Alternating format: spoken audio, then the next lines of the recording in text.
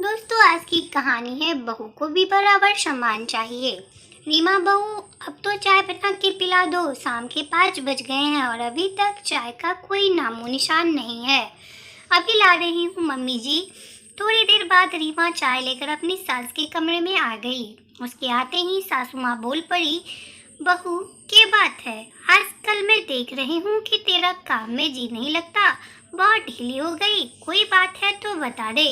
मने, नहीं मम्मी जी, ऐसी कोई बात नहीं है, मैं तो सारे काम समय पर ही कर लेती हूँ ना बहू। मैं देख रही हूँ तड़के भी तूने नाश्ता बनाने में कितनी देर कर दी।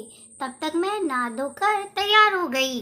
तब तक रसोई में कोई हलचल नहीं थी। मैंने तो लगे है कि तेरे मन में अब काम में जी नहीं लगता। तेरे मायके में सब ठीक तो है। मैंने देखा है जब भी तेरे मायके में कोई परेशानी हो तो तू भी बदल जावे है। फिर तेरे रंग ढंग ससुराल के नहीं होते।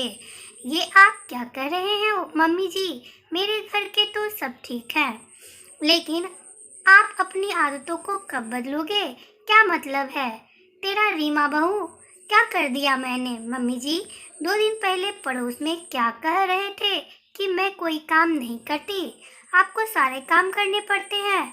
बच्चों को आपके पास छोड़कर ये तो टेलीविजन में कसौटी नाटक देखती रहती है।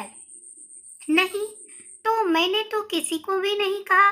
ये सब रुको, मैं अभी आई कहकर रीमा पड़ोस के घर में गई और बूढ़ी दादी को बुलाकर लाई।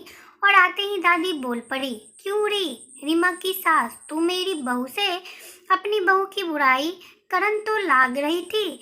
सी मैं वही तो बैठी थी। तुमने सोचा ये बूढ़ी दादी हमारी बात ना सुन रही तो बोले जाओ।